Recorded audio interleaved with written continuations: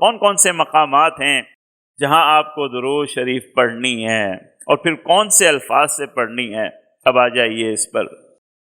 دیکھیے نماز کے اندر درود شریف سنت ہے، آپ سب پڑھتے ہیں، اس کے بغیر تو نماز نہیں ہوتی. ہو جاتی ہے مگر قبولیت کا وہ مقام نہیں حاصل کر پاتے. سنت ہے، نماز میں درود شریف پڑھنی ہے. آذان جب آپ سنیں، آذان ختم ہونے کے بعد درود شریف اور پھر دعا پڑھنی چاہیے. آذان کے بارے میں ہم بڑی بد احتیاطی کرتے ہیں. آذان ہو رہی ہے، ہم فکر نہیں کرتے. آذان کا جواب دینا اور آذان کے بعد درود شریف پڑھنا اور اس کے بعد دعا پڑھنا، وجبت لہ الشفاعہ کا لفظ ہے اس کے بارے میں. یہ اللہ کے رسول کی شفاعت کو واجب کر دینے والی چیز ہے، یہ عمل ہے.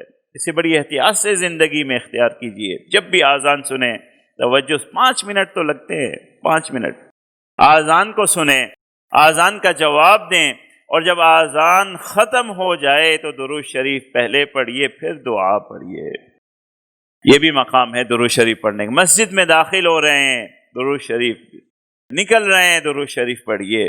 یہ بھی مقام ہے. دعا کیسے کرنی چاہیے، دعا کس طرح کرنی چاہیے. حضرت عبداللہ ابن مسعود کی روایت ہے، وہ فرماتے ہیں کہ دعا کے شروع میں بھی اللہ کی حمد و تعریف ہو، پھر درود شریف ہو، پھر درمیان میں بھی درود شریف ہو، پھر آخر میں بھی درود شریف ہو. یہ دعا کرنے کا طریقہ. جب بھی دعا کریں آپ کی دعا بغیر درود شریف کے نہیں ہونی چاہیے. دعا کے وقت درود شریف ہونی چاہیے.